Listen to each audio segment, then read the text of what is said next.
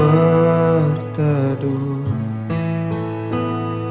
ku untai doaku. Ya, salam para peserta PA yang dikasihi oleh Tuhan Yesus Kristus. Kita kembali berjumpa dalam seri PA kita pada hari ini. Ya, sebenarnya PA itu yang baik adalah kita ada dialog, ya, ada dialog dua arah. Tapi ini namanya mungkin semi PA, kita hanya belajar terus mendapatkan hanya prinsip-prinsip daripada apa yang kita bicarakan. Ya. Mari sebelum kita melanjutkan seri PA kita ini, kita berdoa dulu. Bapa kami di surga, dalam nama Tuhan Yesus Kristus, Juru Selamat yang hidup, mengucap syukur Tuhan saat ini karena kami boleh disertai, diurapi oleh Tuhan, diberikan hati yang terus rindu memperdalami firman Tuhan. Biarlah firman Tuhan yang kami belajar pada hari ini boleh juga menjadi pengetahuan rohani dan memberkati kami semua. Dalam nama Tuhan Yesus kami berdoa, haleluya. Amin. Amin. Ya, baik, pada hari ini saya ingin meneruskan materi kita di minggu lalu, dan saya sempat juga berkomunikasi dengan Pak Andi. Jadi materi-materi yang perlu dibawa adalah yang sifatnya up to date gitu ya. Ya, dia juga mendorong tentang masalah materi-materi perceraian itu bisa diperdalam lagi. Ya, masalah-masalah yang sekarang ini sangat viral di TV seperti korupsi dan sebagainya. Mungkin itu nanti kita bahas di bidang lain.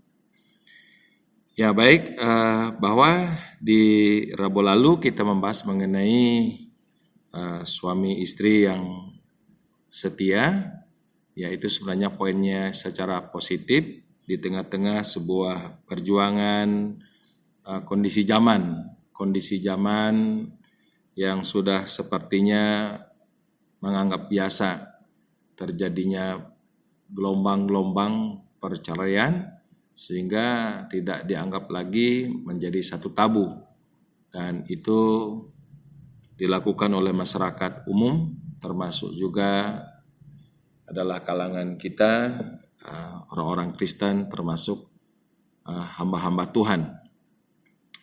Ya, disampaikan pada Rabu yang lalu itu adalah memang Tuhan pada hakikatnya, pada sejatinya tidak menghendaki ada perceraian dengan alasan apapun juga. Ya, Allah tidak menghendaki adanya perceraian dengan alasan apapun juga. Ya, jadi orang-orang Farisi itu bertanya, ya, waktu itu, apakah orang boleh menceraikan istrinya dengan alasan apapun juga? Dan Yesus memang menegaskan apa yang dipersatukan Allah tidak boleh diceraikan oleh manusia, apapun itu alasannya. Ya, Tuhan menghendaki satu suami, suatu istri setia seumur hidup, hanya maut yang bisa memisahkan. Itu adalah yang ditegaskan oleh Tuhan Yesus di dalam firman-Nya. Namun fakta perceraian itu tidak bisa dibantah. Ya, itu banyak terjadi, baik yang dicatat di dalam Alkitab ataupun memang pada fakta kenyataannya yang terjadi di atas muka bumi ini, di kalangan orang banyak. Bahwa fakta bercerai itu ada. Yang pertama dengan alasan karena ketegaran hati keras, hatinya sudah membatu, hati yang memang sudah memberontak, tidak bisa lagi menerima ajaran Tuhan, keras hati. Ya, itu makanya ada perceraian. Yang kedua, fakta bercerai itu ada oleh karena masalah jinah. Ya, kalau seandainya karena jinah boleh diceraikan, namun ada satu warning, satu peringatan, orang yang menikah dengan orang yang diceraikan atau orang yang bercerai itu menikah lagi, maka posisinya adalah dalam posisi berzinah di hadapan Tuhan. Dan 1 Korintus pasal 6 ayat 9 yang kita baca waktu itu dari poin-poin tentang masalah hal-hal yang daging itu, salah satu adalah perzinahan, dan butir-butir itu ditegaskan tidak mendapat bagian dalam kerajaan surga. Jadi tidak ada tempat bagi orang berzina di dalam kerajaan surga. Terus fakta yang ketiga itu adalah kalau ada pasangan yang belum beriman, yaitu seharinya 1 kali Injil sampai, yang satu percaya, yang satu tidak percaya. Ya. Tetapi yang percaya kepada Yesus ditegaskan nggak boleh menceraikan istrinya walaupun dia tidak seiman atau belum seiman. Tetapi kalau seandainya pasangan yang tidak seiman itu minta berpisah atau bercerai, nah tidak ada lagi yang mengikat akan hal ini. Nah itu diizinkan ya, sesuai dengan pengajaran Alkitab. Nah, mungkin ada banyak lagi fakta-fakta sebab-sebab kenapa orang bercerai, ya tidak bisa diuraikan satu persatu. Ya. Tetapi sekarang banyak orang bertanya, kalau pertanyaan yang memang sangat menarik, apakah orang yang sudah bercerai boleh menikah lagi? Nah ini yang pertanyaan-pertanyaan yang terus ditanyakan oleh banyak orang. Ya kalau bercerai aja Tuhan tidak kehendaki, tapi fakta perceraian itu nyata. Sekarang pertanyaannya adalah apakah boleh orang yang sudah bercerai menikah lagi? Nah ini yang kita pelajari pada hari ini. Boleh atau tidak orang yang sudah bercerai menikah lagi? Nah ini yang perlu kita lihat, ya prinsip-prinsip pengajaran firman Allah. Ya, apakah boleh atau tidak? Coba kita bersama-sama belajar sedikit dari hal ini ya, karena ini pertanyaan ya nggak pernah usang di sepanjang zaman sampai sekarang ini. Ya, saya dalam pelayanan di Curug aja sudah ada ya, 3 pasang yang datang untuk minta tolong dinikahkan. Ya, si perempuan sudah bercerai dari suaminya, ada membawa anak. Si laki-laki juga bercerai dari istrinya, sudah bawa anak. Ya, katanya mereka betul-betul merasa cocok di hati dan akhirnya minta tolonglah, bisa nggak Pak Wayan menikahkan gitu. Nah kalau sudah jelas latar belakangnya dua-duanya adalah sudah menikah di gereja, orang yang seiman, saya terus terang aja bukan masalah bisa nggak bisa. Soalnya saya berdasar firman Tuhan, saya tidak melakukan pernikahan orang yang sudah bercerai. Ya, saya juga kasih firman Tuhan untuk mereka berdua mengerti ya, dan nanti untuk selanjutnya ya terserah mereka bagaimana gitu ya. Ya. Jadi bukan 1-2 orang, sudah banyak ya. Ada orang ya masih single tapi bawa suami orang, dan akhirnya karena terkondisi akhirnya suami istri ini bercerai, dan akhirnya minta supaya mereka bisa dinikahkan dengan suami orang yang sudah bercerai. Nah ini juga saya tidak melayani hal seperti itu karena saya berpegang pada prinsip firman Tuhan. Nah lagi sekali, nah ini yang banyak dialami ya oleh masyarakat umum termasuk Kristen dengan berbagai alasan dan lain sebagainya. Ada yang mengatakan begini, Pak, masa nggak boleh nikah lagi, kan masih muda ya, mungkin usia masih 20 atau 30 udah bercerai, masa nggak boleh nikah? Kan ada juga firman Tuhan di dalam Alkitab bahwa Paulus menganjurkan janda-janda muda, ya strip berarti duda-duda muda, timbang nanti terbakar hawa nafsu, dianjurkan untuk menikah. Karena ada, ini salah satu alasannya. Tetapi pasti itu mengacu kepada ajaran Tuhan Yesus. Kalau mereka janda, suaminya mati, boleh nikah. Tapi kalau janda cerai, ya tidak bisa. Atau duda yang istrinya sudah mati, nah, boleh dia nikah lagi. Tetapi kalau seandainya dia duda cerai, istrinya masih hidup, nah itu nggak bisa. Nah, jadi firman Tuhan itu tidak kontradiktif dengan yang satu dengan yang lain. Dia pasti sinkron.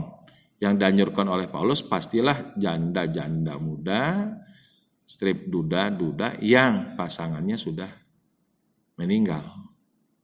Ya kalau bercerai pasti nggak dianjurkan demikian, karena Paulus juga pasti mengerti paham pengajaran Tuhan Yesus. Ya, jadi orang tak boleh menceraikan istrinya kecuali karena jinah, tetapi kalau orang yang diceraikan menikah lagi, posisinya berjinah, dan berjinah tidak ada tempat di kerajaan surga. Dan Paulus pun juga atas ilham Roh Kudus menulis sama di 1 Korintus pasal 6 itu ayat yang ke-9.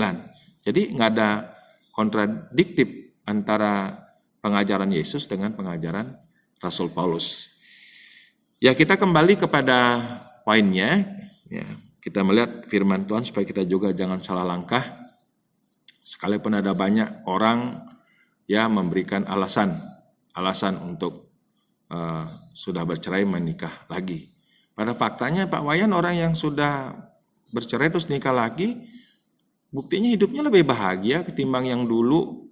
Ada mengatakan begitu, merasa lebih bahagia, lebih rasa terberkati, dan faktanya memang dia menikah lagi malah dapat jabatan yang lebih bagus, ya, bahkan kehidupan ekonominya melimpah, diberkati. Ada mengatakan sudah menikah lagi dari sudah bercerai, wah prestasinya naik terus, bisa sampai ke luar negeri dan lain sebagainya, dapat kedudukan barangkali di pemerintah.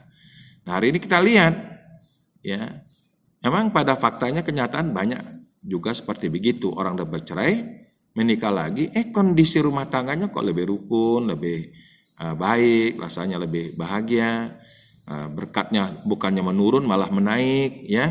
Dari nggak punya jabatan, ya, usahanya tadi yang susah, seret, sekarang bisa lancar karena dibilang dapat istri muda, ya.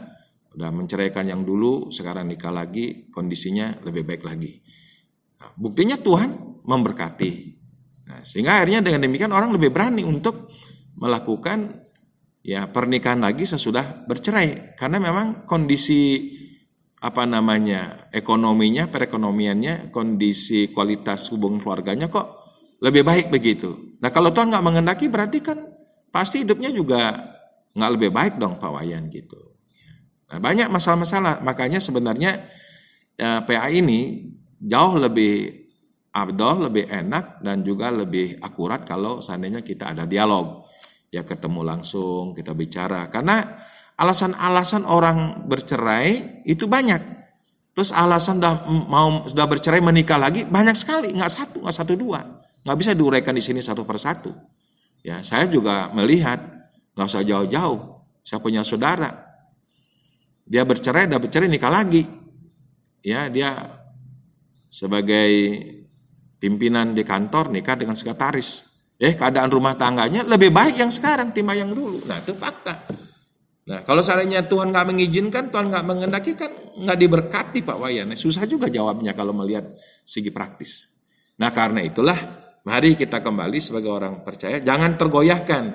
Ya, jangan kita bimbang. Kita mesti betul-betul mempunyai sebuah prinsip yang konsisten untuk mentaati firman Tuhan. Apa yang dipersatukan Allah tidak boleh diceraikan manusia. Bercerai jangan nggak boleh, apalagi untuk menikah lagi. Itu kan sudah jauh garisnya.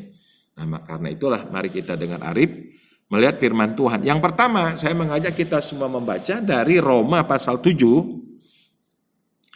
Roma pasal 7 ayat 1 sampai 3, ya. Roma pasal 7 ayat 1 sampai 3. Apakah kamu tidak tahu, saudara-saudara, sebab aku berbicara kepada mereka yang mengetahui hukum, bahwa hukum berkuasa atas seorang selama orang itu hidup. Sebab seorang istri terikat oleh hukum kepada suaminya selama suaminya itu hidup. Akan tetapi apabila suaminya itu mati, bebaslah ia dari hukum yang mengikatnya kepada suaminya itu. Jadi selama suaminya hidup, ia dianggap berzina kalau ia menjadi istri laki-laki lain. Tetapi jika suaminya telah mati, ia bebas dari hukum, sehingga ia bukanlah berzina kalau ia menjadi istri laki-laki lain. Nah, ini yang saya lihat satu penegasan yang sangat jelas ya, bahwa suami istri sama-sama di dalam Tuhan Yesus. Yang pertama, kehendak Tuhan yang bulat, nggak boleh cerai. Nah, kalau sampai cerai, dengan kita tidak mengerti apa alasannya sampai dia cerai. Terus akhirnya yang salah satu ini menikah. Anggaplah misalnya si perempuannya, dikatakan sini, menikah lagi dengan laki-laki lain, ditegaskan oleh Alkitab, Roma pasal 7 ini. Posisinya dalam posisi berzina. Nah, kalau seandainya suaminya meninggal, nggak ada hukum lagi yang mengikat. Jadi pokoknya selama masih hidup walaupun bercerai, ini hukum tidak bisa dibatalkan. Kecuali salah satu meninggal, maka yang hidup bebas untuk menikah lagi. Ini dikatakan oleh firman Tuhan. Jadi apakah orang boleh menikah lagi? Boleh, kalau seandainya salah satu pasangannya meninggal dunia. Tuh. Terus, yang kedua, ini mati secara fisik ya, mati secara fisik. Tapi juga ada mati secara rohani. Apa yang dimaksud dengan mati secara rohani? Ya, kalau seandainya dia suami istri nih, terus bercerai. Yang satu mungkin suaminya pindah iman. Nah, waktu dia pindah iman, berarti dia masuk dalam kegelapan. Ya, kegelapan dan terang tidak ada hubungannya. Makanya pada waktu suaminya pindah iman, meninggalkan iman pada Yesus Kristus, istri yang ditinggal kalau dia mau nikah boleh. Karena suaminya dianggap mati secara rohani. Mati secara rohani itu adalah mati kekal. Mati kekal. Gitu. Jadi kalau seandainya salah satu pasangan atau misalnya si perempuannya, ya tadinya kita sama-sama satu iman, perempuannya terus diambil sama laki-laki lain, terus dia pindah iman, ngikut kepada iman laki-laki yang tidak percaya sama Yesus. Maka suaminya ini dia bebas dari tuntutan hukum karena dianggap istrinya ini sudah mati secara rohani. Mati secara rohani adalah mati kekal. Jadi ini yang kedua. Di mana ayatnya? Yaitu dalam kitab Korintus yang minggu lalu atau Rabu lalu kita baca. Ya, dari kitab 1 Korintus pasal yang ke-7. Ya, 1 Korintus pasal 7. Ya. Ayat yang ke-15 ya. Tetapi kalau orang yang tidak beriman itu mau bercerai, biarlah ia bercerai. Dalam hal yang demikian, saudara-saudaraku, tidak terikat. Nah, jadi tidak terikat oleh hukum lagi, bebas. Tetapi Allah memanggil kamu untuk hidup di dalam damai sejahtera. Jadi sebenarnya diusahakan sebisa-bisanya jangan cerai. Tetapi kalau memang yang tidak seiman ini bersikukuh, minta pisah, minta cerai, Tuhan juga tidak memaksa. Dan dalam hal ini kamu tidak terikat, nggak lagi terikat hukum, karena dia sudah memang berada dalam kegelapan, ya, di dalam mati secara rohani, itu adalah mati kekal. Jadi hanya dua hal ini, apakah orang boleh menikah lagi, ya. Bisa menikah lagi kalau salah seorang sudah mati. Yang kedua, ada mati secara rohani. Ya, yang tidak seiman minta cerai, maka yang ditinggalkan ini tidak terikat hukum. Atau dua, tadinya sama-sama percaya sama Yesus, yang satunya mungkin tergoda kebawa sama pribadi lain, terus pindah iman. Ini bebas, tidak terikat hukum lagi.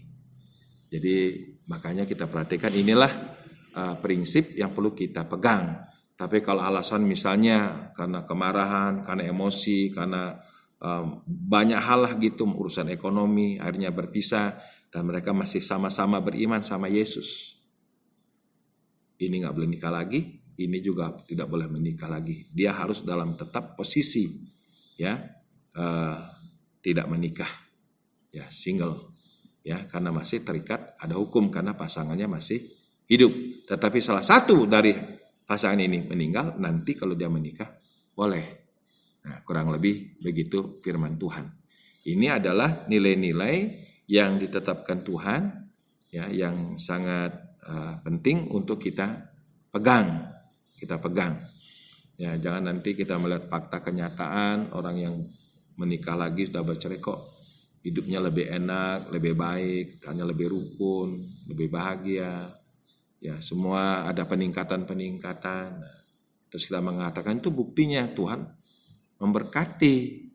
Nah, jadi dalam kacamata kita manusia berkata seperti itu, tetapi di hadapan Tuhan tetap, ya, bahwa kalau seandainya dia menikah lagi, entah keadaannya tambah baik, tidak berkenan di hadapan Tuhan. Ya. Jadi apakah orang sudah bercerai boleh nikah lagi? Yaitu dua prinsip tadi, Roma pasal 7 ayat yang ketiga, dan 1 Korintus pasal yang ke-7 ayat yang ke-15. Kiranya prinsip ini boleh menghantar kita untuk tetap berpegang setia menjadi suami istri di hadapan Tuhan. Ya, Tuhan Yesus memberkati kita. Amin. Mari kita berdoa. Bapa, terima kasih untuk materi pengajaran yang singkat pada hari ini. Biarlah kiranya kami mengambil bagian prinsip-prinsip yang penting untuk kami pegang. Dan biarlah apapun terjadi, kami tetap berjuang untuk terus menjadi pasangan suami istri yang setia, tidak tergoda dengan apapun juga alasan-alasan untuk bercerai dan alasan-alasan untuk menikah lagi sudah bercerai. Kami tetap berpegang pada nilai-nilai yang Tuhan tetapkan, supaya kami tetap boleh menjadi keluarga yang kudus, menurunkan keturunan ilahi di bumi ini, dan kami boleh menjadi keluarga yang diberkati oleh Tuhan. Dalam nama Yesus kami berdoa. Haleluya. Amin. Tuhan Yesus.